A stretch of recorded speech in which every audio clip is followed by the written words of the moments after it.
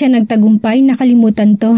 Sa loob ng 3 taon niyang pagsisikap, na mabura ito sa puso't isipan niya, kailanman ay hindi niya ito nagawang iwaglit man lang sa damdamin niya. Sumisigaw ang katotohanan, pilitin man niyang takasan, mahal ni Johan si Hazel.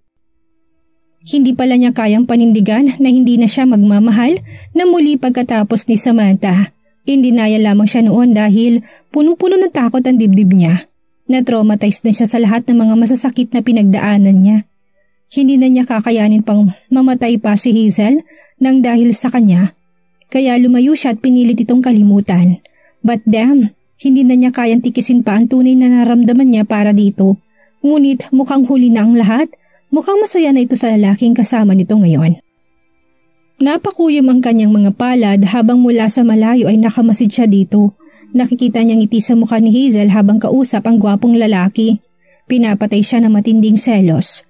Parang dinudurog ang puso niya, ngunit ano nga bang karapatan niyang magalit? Nang magtapat ito sa kanya noon, nang mararamdaman ay pinagtabuyan niya to. Marahil ay wala na siyang puwang ngayon sa puso ni Hazel. Tuluyan na siguro siya nitong kinalimutan. Sir, hindi ba tayo papasok sa loob? Tanong ni Robbie sa kanya. Tumalikod na siya. Mukhang masyadong crowded. Besides, gusto ko na magpahinga. Doon na lang siguro ako magdi-dinner mamaya. Matamlay na sabi niya kay Robbie. Binuksan na ni Johan ang passenger side at naupo. Kaninang makita niya si Hazel ay parang gustong-gusto na niya itong yakapin at siilin ng halik sa mga labi. Ngayon lamang niya napagtanto kung gaano niya ito na-miss. Hindi niya kayang pangalanan ang nararamdaman niya kaninang pinagmamasdan to. Marahil ay naghahalong tuwa at panibugho sa dibdib niya. Kung napakaganda na nito dati ay mas lalo pa itong gumanda ngayon. Marahil ay dahil natuto na itong mag-ayos. Muling nanumbalik sa kanyang mga alaala ang mainit na sandali nila ni Hazel. Shit.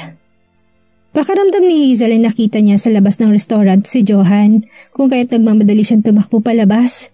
Pero nabigo siyang makita ito. Guni-guni lang marahil niya yon. Para siyang sira, palaging umaasa. Palagi nagbabakasakali, palagi naghihintay upang mabigo lang naman. Matamlay na bumalik na siya sa mesa, kumunot ang noo ni Dre habang nakatingin sa malungkot niyang mukha. What's wrong, Zel? Umiling siya tumayos ng upo. Kanina pa sila dito sa restaurant, ewan niya pero nagustuhan niya ng ambience nito. Parang maraming pinapaalala sa kanyang pagkakadesenyo ng lugar. Waring kagaya ng bachelor's pad ni Johan ang design. Kaya nga kahit na kanina pa sila tapos kumain ay sinabi niya kay Dre na tatambay lang muna siya dito.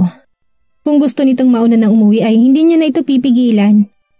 Pero gusto raw siya nitong samahan. Pagkatapos mag-dinner ay umorder sila ng coffee at cake. Parang ang nananadyang restaurant dahil saktong lahat ng dessert na naroroon ay nagpapaalala sa kanya kay Johan. Hindi niya alam kung bakit parang nararamdaman niya si Johan sa lugar na yon. Siguro umiiral na naman ang kanyang kabaliwan kaya ganitong pakaramdam niya. Want to try another dessert? Tanong ni Dre sa kanya nang halos maubos na niya ang cake niya. Kapag ganitong stress siya ay talagang napaparami ang kain niya, lalo ng mga matatamis. Mukhang bitin ka dyan eh. Pabirong sabi nito sa kanya, napangisi siya. Ang sarap kasi pero don't worry, ako naman ang magbabayad. No, tanggi nito, ako nagyaya, kaya sagot ko to, don't worry. May budget naman ako kaya hindi kita paghuhugasin ng pinggan. Pabiro pang sabi nito sa kanya. Nagkatawanan sila. May inside joke kasi sila tungkol doon dahil nung college sila ay niyaya siya nitong kumain sa isang mamahaling restaurant. Kasi pinaputol pala ng ama nitong credit card nito. Munti ka na silang maghugas ng pinggan. Mabuti na lang at dala niyang kanyang ATM kaya siya ang nagbayad. Binabayaran siya nito ng sumunod na araw pero tinanggihan niya. Simula noon ay mas lalo silang naging close ni Dre. Bukod kasi sa mabait ito at hindi mapagsamantala, masarap din itong kausap. Ngunit never niya itong pinaasa. Sa umpisa pa lang ay naging matapat na siya dito. Sinabi na lamang niya na focus siya sa trabaho at wala talaga sa isip niya ang pagnonobyo. Tinutukso nga siya ni na Arlene at Eunice. Baka raw babae ang type niya kasi wala na silang maipipintas pa kay Dre and yet ayaw pa rin niya. Tipid ng ngiti lang ang tinutugon ni Hazel kapag sinasabihan siya ng ganon ng mga kaibigan kung alam lang ng mga ito ang tunay na dahilan kaya hindi niya pinapansin ng mga lalaking manliligaw niya. Wow, banana float? Sabi ni Hazel nang tawagin nitong waiter. 2 banana float please, sabi nito sa waiter. That would be all. Kunwari ka pang ako tong bitin sa dessert ha? tukso niya kay Dre. Mukhang ikaw rin naman pala, tumawa to. Nang dumating ang banana floats na in-order nila ay may bigla siyang naalala. Biglang bumilis ang pagtahip ng dibdib niya. Nilingan niyang kanyang paningin, parang may gusto siyang makita. Hazel? Takang sabi ni Dre na mapansin ang pagkabalisa niya. Napailing siya sa kaumayos ng upo. Mapagkakamala na siyang baliw ni Dre sa ginagawa niyang ito. Hindi lang naman siguro si Johan ang may tindang banana float. Ano nga ba itong nangyayari sa kanya? Ang balita niya kay Atty. Mendez ay binenta na nitong mga negosyo nito sa Pilipinas. Hindi naman siya nagtanong kung bakit. Hindi rin niya alam kung nasa Pilipinas pa ba ito o hindi. Ngunit ilang beses siyang nadadako sa Montefalco Corporations. Nagbabaka sakali, paano na mapapatak ang kanyang mga luha habang nakatitig siya sa masarap na dessert. Bakit ba ang dami nagpapaalala sa kanya kay Johan? 10:00 na ng gabi nang maisipan nilang umuwi. Sakay siya sa kotse ni Dre dahil nagpresenta itong ihatid na siya sa bahay. Napadaan sila sa Montefalco Corporations at nagulat siya nang mapansing pinalitan ng pangalan nun pati na rin ang logo. Ewan pero parang pinupunit ang puso niya habang binabasa ang bago nitong pangalan. Kailan pa nagpalit ng pangalan ng Montefalco Corporations? Bakit hindi niya napansin samantalang madalas siyang napapadaan dito? Ang sakit, ramdam niyang pag-iinit ng kanyang mga mata. Pakaramdam kasi niya tuluyan ng nawala ng pag-asa na makita pa niya si Johan sa pagpapalit ng pangalan ng kumpanya. God, para siyang lalagnatin sa sobrang sama ng nararamdaman niya. Naka-move on ng lahat, siya na lamang itong hanggang ngayon ay kumakapit pa rin sa nakaraan.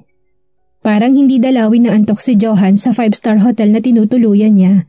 Namimiss niya ang dati niyang bachelor's pad na binenta niya bago siya lumipad patungong France. Marami kasing mga alaalang bahay niyang yun, kaya nagpasya siyang ipagbili na lamang yun. Hindi pa niya alam kung anong kanyang magiging pasya. Ngayon lang nangyaring parang wala siyang plano, ni hindi niya alam kung dapat nga ba niyang puntahan si Hazel at kausapin. Ngunit natatakot siya sa maaari niyang marinig ni isasagot nito. Baka kasi this time baliktad ng sitwasyon. Baka siya na lamang ang nagmamahal dito at matagal na itong nakapag-move on. Baka pagtawanan na lamang siya nito ngayon, natatakot siya sa rejection. Bumangon si Johan at tumawag ng grab taxi para ihatid siya sa bahay ni Hazel. Nakabukas pang ilaw sa kwarto nito. Sir? Takang tanong ng driver nang nanatili pa rin siya nakaupo sa loob ng sasakyan. Parang walang balak lumabas. Nandito na ho tayo sa address na binigay niyo. Paalala nito sa kanya. I know. Tipid na sagot niya rito habang nakatitig lang sa bintana ng bahay nito. Bahagya pa siyang natigilan nang makita si Hazel na dumungaw sa bintana. Ang lakas-lakas ng kabog ng dibdib niya. Parang gustong-gusto na niyang bumaba sa taxi at puntahan ng dalaga. Pero nagdadalawang isip siya. Maya-may inutusan na niyang driver na ihatid na siya nito sa kanyang hotel. Napakamot lang sa ulo ang driver. Saka kaagad na tumalima. Kumunot ang noo ni Hazel nang makita ang taxi na nakahinto sa tapat ng bahay nila. Pakaramdam niya ay may nagmamanman sa kanya kung kaya't nagmamadali niyang sinara ang mga bintana ng kwarto niya at pinatay ang ilaw. Hindi kaya nakatakas sa bilangguan si Nora at gusto siyang balikan? O hindi kaya ay si Lily? Kabadong-kabado siya, ngunit kung ang maginang yun, hindi naman mag-aaksaya pang oras sa mga ito. Tsak na susugurin na siya. What if si Johan yun? Kalokohan? Sigaw kaagad ng utak niya. Bakit naman mag-aaksaya ng oras si Johan na tanawin siya? 3 taon na simula nang huli silang magkausap at pagkatapos noon ay hindi na ito nag-effort pa na kitain siya. Siya lang naman itong naghihintay, umaasang isang araw ay magpapakita sa kanya si Johan. Pagkatapos ay yayakapin siya nito ng ubod higpit kagaya ng mga napapanood niya sa pelikula. And then, aaminin nito sa kanya na mahal din siya nito. Pero sa pelikula at sa mga romance novel ang nangyaring mga ganong kwento. May pait sa mga labing napangiti siya. Sana'y naging isa na lamang siya sa mga bida ng romance novel na nababasa niya para paniguradong may happy ending din ang lahat ng ito. Kaso hindi naman siya karakter sa isang nobela lang. Totoong tao siya, totoong nagmamahal siya na nanaginip na isang araw. Babalikan siya ng kanyang prinsipe para sa isang happy ending. Assuming talaga siya, mamamatay na siya sa sobrang pangungulila. Naiisip tuloy niya noong ang dami-dami niyang mga problema. Dumating sa buhay niya si Johan para kahit papaano ay maging masaya siya. Pero noong natapos ng mga problema niya, saka naman ito nawala. Iniisip tuloy niyang parang mas maganda pa noong marami siyang problema, at least ay nandoon si Johan para sa kanya. Samantala, natigilan sa paghakbang si Rose Ann sa hotel na pinagtatrabahuhan nang mamataan niya ang dating boss niya na si Johan Montifalico. Nagmamadali siyang tumalikod para hindi siya nito makita. Ngunit sinita siya ng manager ng hotel. "Oy, hindi ba pinalilinis ko sa iyo yung hall? Anong tinutunga-tunga mo dyan?" Inisasita sa kanya ng masungit na babaeng si Mrs. Alcantara, ang manager ng 5-star hotel na pinagtatrabahuhan niya. Simula kasi na matanggal siya sa Montifalco Corporations ay wala nang kumuhang matinong kumpanya sa kanya kung kaya't kahit ang pagiging janitress ay pinasok na niya. Nag-apply siya abroad. Akala nga niya makakaalis na siya last year, ngunit na-scam naman siya ng agency na pinag-applyan niya. Halos mabaliw ang tatay niya dahil ipinangutang lang nito yung pera na ipinangbayad niya sa agency. Awang-awa siya sa mga magulang, gusto rin naman niyang makatulong, pero talagang minamalas nga siguro siya. Baka karma sa lahat ng kamalditahang ginawa niya kay Hazel. Kaya kahit nahihiya siya sa trabahong ito'y nilunok na niyang pride niya. Noong isang araw ngay nakita siya ng dati niyang classmate, hiyang-hiya siya. Halos nagkulong si Rose Ann sa comfort room, buong maghapon dahil hindi niya alam kung anong mukha ang ihaharap. Kung hindi pa siya nasita ng manager at tinakot na sisisantihin ay baka hanggang gabi na siya sa loob ng comfort room sa takot na makita siyang muli ng dating kaklase na nagkataong naka-check-in doon ng araw na yon. Kapag naisip niya mga pagkakataong sinayang niya ay parang gusto niyang iuntog ang sarili sa pader. Sinira niyang buhay niya ng dahil lamang sa matinding inggit. Sana pinagbuti na lamang niya ang sarili niya. Sana sa halip na magalit kay Hazel ay nagsumikap na lamang siya para marating ang mga pangarap niya. Pero hindi pa naman huli ang lahat. Malapit na niya mabayaran ang utang ng mga magulang niya na hiniram niya sa mga ito noong nag-apply siya paalis ng ibang bansa. Kapag natapos na niyang pagbabayad, makakapag-ipon na siya para sa plano niyang maliit na negosyo. Hindi pa rin naman siya humihintong mangarap. Lahat naman ay may pagkakataong magbagong buhay. Naalala niya nang minsang hindi sinasadyang makita sila ni Hazel. Nabalitaan niya na nakagraduate na pala ito at may maganda ng trabaho. Mukhang lalong gumanda ang bruha. Hindi nga sana niya ito papansinin dahil nahihiya siya sa mga pinagagawa niya dito noon. Pero naisip niyang siya na nga ang nagkamali, siya pa bang magyayabang? Simula na naging active siya sa kanilang simbahan ay unti-unti niya natututunan kung paano magpakumbaba.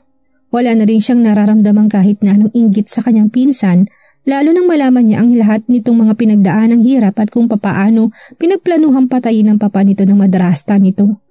Habang pinag-iisipan pala niya ito ng kung ano-ano noon ay dumaranas ito ng matinding pagsubok. Pero wala siyang narinig na kahit na anong complaint mula dito. Sa halip ay lumaban ito with flying colors. Siguro nga kaya palaging siniswerte si Hazel dahil kahit na kailan hindi ito nag-isip ng masama laban sa kapwa-tao. Hindi gaya niya na palagi na lamang naiinggit at gusto'y palaging bida. Pero noon yun, nagbago na siya ngayon. Hindi na siya si Rose Ann na napakamaldita. "Johan, oh my God, long time no see. Matagal kitang hindi nakita." Bulalas ni Mila rin na magkasabay sila sa isang coffee shop malapit sa hotel kung saan siya naka-check-in. Parehas niya ay nagbe-breakfast din to. Luminga ito. "Are you with someone?" Tanong nito sa kanya. Mapaklang naging sagot niya. "Unfortunately, I'm alone. Kamusta ka na?" "Heto, katatapos lang ng isang matinding break-up." Sabi nito nagkibit balikat sa kakumunutang noo. Ikaw, mukhang hanggang ngayon single ka pa rin?" Tipinangiti lang ang tinugon niya. "Baka we're meant to be," sabi nitong biglang napangisi. "Hindi kaya?" Pabiro nitong tanong sa kanya. "Biruin mo, ang tagal na rin natin hindi nagkita. Then last time we saw each other was when I had an event in France, right? That was 2 years ago na yata." "Yeah, it's good to see you again," sabi niya sa babae. "Kung wala kang gagawin mamaya, baka gusto mo mag-golf?" Tanong ni Milary sa kanya. "Matagal-tagal na rin ako hindi nakakapag-golf." "Why not? Baka kailangan ko nga yan para ma-relax naman ako," sabi niya sa babae. Tiningnan siya nito ng matiim. "Kamustang love life mo, if you don't mind my asking?" "The last time na magkita tayo sa France, may kasama ka magandang babae." "Si Gemaline? Naghiwalay na kami at magkaibigan na lang kami ngayon, no more no less." Matapat na sabi ni Johan dito. Ilang beses rin siyang lumabas kasama si Gemaline. Sinubukan naman niya mag-work ang relasyon nilang dalawa pero hanggang doon na lang talaga. Naging maayos naman ang kanilang paghihiwalay. Inamin niya sa dalaga na may ibang babae nagpapatibok ng puso niya dito sa Pilipinas. Actually, nakipagkita pa nga ito sa kanya sa airport nang pabalik na siya ng Pilipinas. I thought there was something between the two of you. I saw how she looked at you nung nagkita tayo sa coffee shop, sabi ni Milary sa kanya. Para pang ang pinagseselosan niya ako eh. Bahagyatong natawa. Alam ba niyang iniwan mo ako sa room dito sa Pinas nang minsang malasing tayong dalawa? Napatawa lang siya nang maalalang pangyayaring yun. Masyado siyang napapraning that time. Gusto niyang kalimutan si Hazel at inisip na init lamang nararamdaman niya kung kaya't nag-check-in sila ni Milary. Pero ang alam niya, walang nangyari sa kanila. Pareho silang lasing na lasing kaya wala na silang matandaan. Natatawa na lamang silang pareho kapag naalala ang insidenteng yon. Sana kapag nag-cruise muli ang mga landas natin, pareho na tayong masaya, sabi ni Milary sa kanya. Hindi ganitong para tayong mga ligaw na kaluluwa. May pait sa mga labing na pangiti siya. Halos mabitawan ni Hazel ang hawak niyang phone nang pagpasok niya sa coffee shop ay waring nahagip ng mga mata niya si Johan. Yumuko siya sa takot na makita rin siya nito saka nagmamadaling pumesto sa pinakasulok na mesa. Parang tinatambol ang dibdib niya sa sobrang kaba. Pinagsisisihan niyang dumiretso pa siya papasok sa loob. Mabuti na lamang at may kausap itong babae kaya hindi siya nito napansin. Biglang kumunot ang noon niya nang ma-realize na pamilyar sa kanyang mukha ng babaeng kasama nila. Eto yung hindi gaanong sikat na singer, si Milary na madalas nito nakakasabay maglaro ng golf sa may wakwak. May relasyon bang dalawang ito or isa sa mga babaeng pinaglalaroan na naman ito? 3 taon simula nang maghiwalay sila and yet walang nabago sa nararamdaman niya para rito. Ganito pa rin ang epekto ng presence nito sa buong pagkatao niya. At kung gwapo na noon si Johan, palagay niya mas naging malakas ang apil nito ngayon. Bakit ba pagwapo ito ng pagwapo sa kanyang paningin? At bakit ba parang may mga kabayong nais magwala sa loob ng kanyang puso habang palihim na nakatingin dito? Napakagatlabi siya. Parang maiiyak na naman siya habang naalala ang mga masasakit at maliligayang sandali sa piling nito. Hanggang ngayon talagang mahal pa rin niya to. In fact, parang gusto niyang tumakbo papalapit dito at yakapin ito ng ubod higpit. Miss na niyang makulong sa mga matitipon ng bisig ni Johan. Pakaramdam niyang nababalik siya sa panahong magkapiling sila habang pinagsasaluhan ang mainit na mga sandali. Para tuloy nagsisikip ang dibdib niya, nakita niyang tumayo na si Milary at nagyakap ang dalawa nang mahigpit bago tuluyang umalis ang babae. Naiwan si Johan sa mesa nito. Nangangatal ang kanyang buong katawan dahil parang may bumubulong sa kanya na lapitan ito. Ngunit pinipigilan siya ng kanyang takot na nararamdaman. Takot na baka kapag ginawa niya yon, mapraning na naman siya. Kilalang kilala pa naman niya ang kanyang sarili. Napakahina niya pagdating sa lalaking ito. Natigilan siya na mapadakong tingin ni Johan sa kinaroroonan niya at biglang nagtamang kanilang mga paningin. Saglit na saglit ay nakita niyang excitement at piping pananabik sa mga mata nito. O baka nag-iilusyon lamang siya dahil bigla napalitan ng tila pagkainis ang reaksyon ng mukha nito. Hey Hazel! Anong tinid pagulantang sa kanya? Nagangat siya ng mukha ay nakita niya si Dre. May dalang kape para sa kanilang dalawa.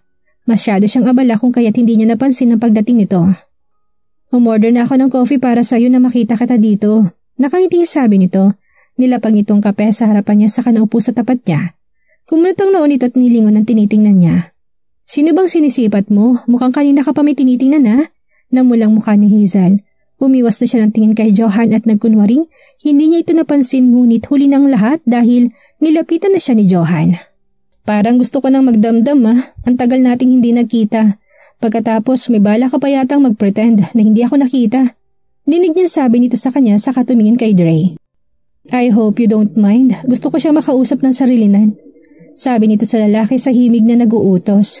Tumingin sa kanya si Dre na parang nagtatanong. Tumango lang siya sa kaibigan na parang sinasabing, sige na muna, hayaan muna kami makapag-usap. Bagamat nakakunot ang noo ay nagpaunlak naman si Dre. Tumayo at lumayo sa kanila para pagbigyan si Johan na makapag-usap sila ng personal. Boyfriend mo? Tanong ni Johan nang maupo sa silyang inuukupahan ni Andre kanina. Tiningnan niya ito ng masama. Palagay mo kung boyfriend ko siya, pagbibigyan ka niya sa request mo? Tila nagningning ang mga mata ni Johan para nagalak sa revelation niya. Feeling ba nito ay makakaisa na naman ito sa kanya kaya masaya ito ngayon? Alam na alam kasi nito ang kahinaan niya Umayos siya ng upo. Hindi ko pa siya boyfriend sa ngayon, pagklaro niya dito. Umangat ang isang kilay nito. Sa ngayon, bakit? Patuloy ang tanong ni Johan. Ano bang inaasahan mo? Biglang nanariwa yung araw na pinagtapat niya rito ang tunay niyang nararamdaman, ngunit anong ginawa nito? Pinagtabuyan siya nitong palayo na hanggang ngayon ay magpapakahibang pa rin ako sa'yo? The only permanent thing in this world is change, Johan. Hazel, tila may gusto itong sabihin ngunit pinili na lamang manahimik. Maya-maya tumayo na to. I have to go. Mag-usap tayo sa ibang araw. Yun tayong dalawa lang. Marami pa tayong dapat na pag-usapan. Tumayo nito at walang lingon-lingon na naglakad palabas ng coffee shop. Pagkaalis nito'y muli siyang nilapitan ni Dre. Sino yun? Parang ang yabang na dating. Nakasimangot na tanong Dre sa kanya habang tinitingnan si Johan. Hindi siya umimik. Pakiramdam ni Hazel ay nag-init ng kanyang mga mata. Waring kanina pa gustong pumatak na mga luha niya ngunit ayaw naman niya mag-isip ng kung ano-ano si Dre kaya pinipigilan niya. Pwede mo akong pagkatiwalaan, dinig niya sabi ni Dre nang mapansin na parang maiiyak na siya. Akala ko si Dre na lang karibal ko. Nagbalik na naman palang lalaki yun sa buhay mo. Sabi ni Ricky kay Hazel nang dalawin siya nito sa bahay. Sabado ng umaga at maikwento niya rito ang pagkikita nila ni Johan sa isang coffee shop. Tinuring na kasi niyang matalik na kaibigan si Ricky kapalit ng kapatid nitong si Ella kung kaya't may mga bagay na maluwag na niyang naikakwento dito kagaya ng tungkol kay Johan. Saan ba kamo siya naglagi? Bakit ang tagal niyang nawala pagkatapos kung kailan mukhang naka-move on ka na? Saka siya biglang susulpot. Hindi ko na naitanong pa sa kanya. Actually, ang dami kong gustong itanong sa kanya. Ngunit wala na isang lumabas sa bibig ko. Pagtatapat niya sa binata. God, hindi ko alam na after 3 years, ganun pa rin ang epekto niya sa akin. May pait sa tonong sabi niya kay Ricky. Ang swerte naman ng lalaki yun sa'yo. Imagine, hindi siya nagparamdam sa loob ng 3 taon, pero ganyan pa rin ang feelings mo para sa kanya? Sabi nitong bahagya pang napapailing. Hindi ko alam kung maaawa ba ako o matatawa sa'yo. Sabi nitong pinuputok ang daliri. Ang swerte niya sa'yo, habang ako heto, dakilang hingahan na lang ng problema mo. May halong birong sabi nito. Sa bagay, hindi kita masisisi at kung meron mo isang taong higit na nakakaintindi sa'yo, ako yun. Dahil wala pa rin naman nagbabago sa feelings ko sa'yo. Pero kailangan kong tanggapin ang katotohanan hanggang magkaibigan na lang tayo. Kaya kahit gusto kong ituloy yung paniligaw ko, wala sayang lang. Sabi nitong tiningnan siya ng matiim. Kailangan ko nang huminto sa kahibangan ang humanap ng ibang babae na kaya ko mahalin. Kaya sana ganun ka rin Hazel. Sana humanap ka rin ng ibang lalaking mamahalin mo. Yung deserve mo. Ang daling sabihin. Matabang na sabi niya dito. Mukha namang okay kayo ni Dre. Bakit hindi mo subukan? Tanong nito sa kanya sa kanapangisi. Para akong tanga no, ako pa talaga nagre-reto sa'yo sa kumag na yon. Napapailing na sabi ni Ricky. Ano bang nakita mo sa akin? Seryosong tanong ni Hazel sa binata. Binalik nito sa kanyang tanong niya. Ano bang nakita mo sa Johan na yun? Napakurap-kurap ang dalaga. Hindi niya alam sagutin ang tanong na yon. Basta ang tsak niya lang, wala na siyang ibang lalaking mamahalin na higit pa sa pagmamahal na nararamdaman niya para kay Johan. Mahirap ipaliwanag Aniya. Ganon din ang sagot ko, sabi ni Ricky sa kanya. Kung pwede lamang sana, si Ricky na lang ang pinili niyang mahalin para hindi ganito nasasaktan siya. Kaso may mga bagay na gustuhin man niyang ibigay sa iba ay hindi na pwede dahil may iba na nagmamayari noon, kagaya ng puso niya. Kung alam lang ng lalaking yon kung gaano siya kaswerte sa iyo, ano? Napangising sabi ni Ricky. Teka, tinanong mo ba siya ulit kung ganun pa rin ang sagot niya sa nararamdaman mo para sa kanya?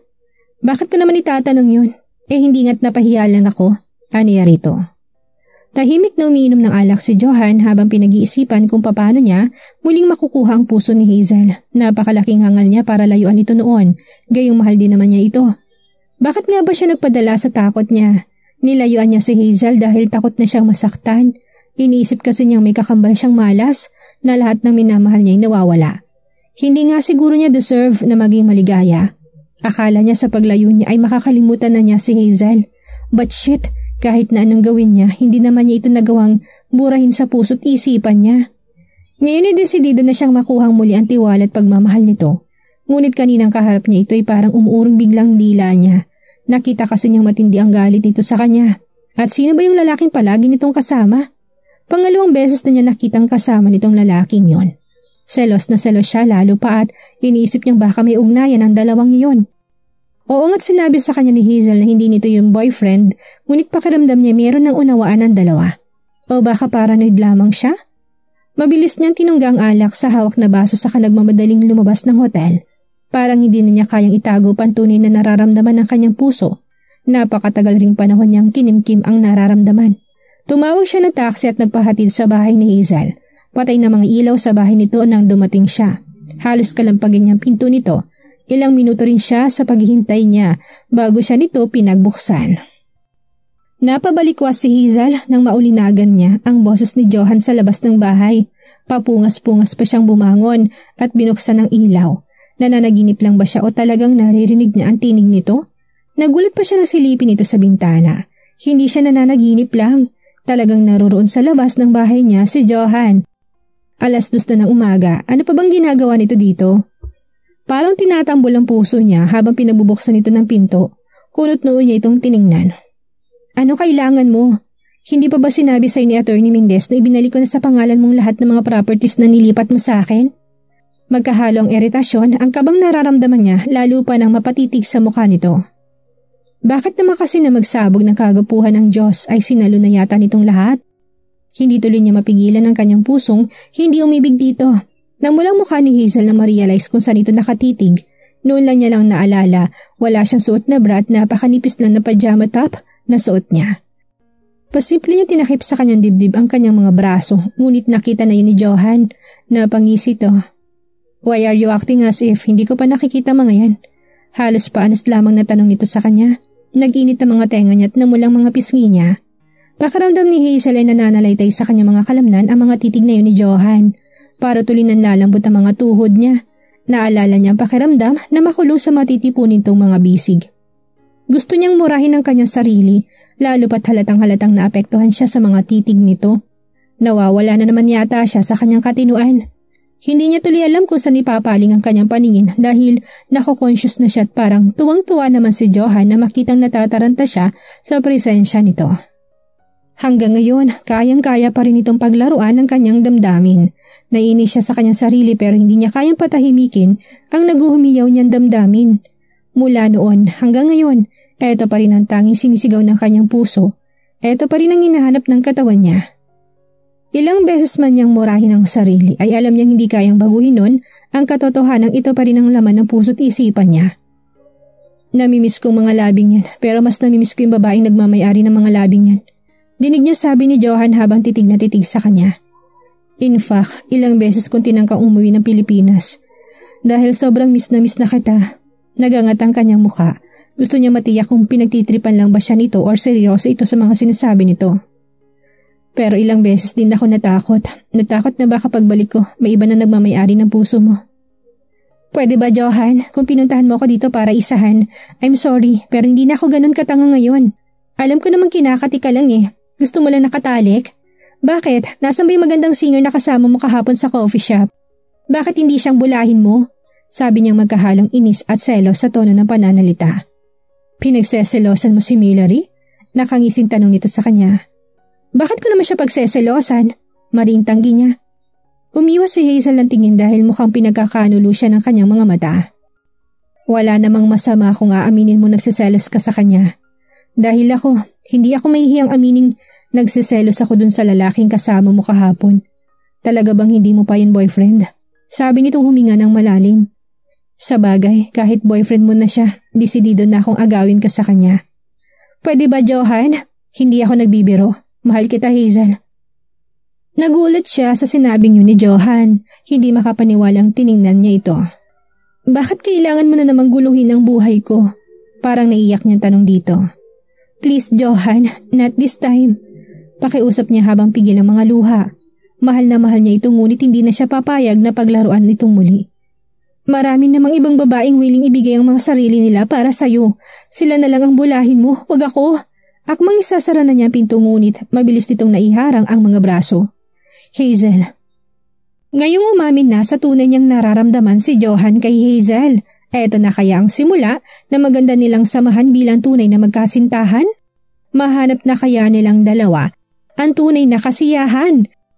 Yan ang ating aalamin sa nalalapit na pagtatapos ng ating kwento.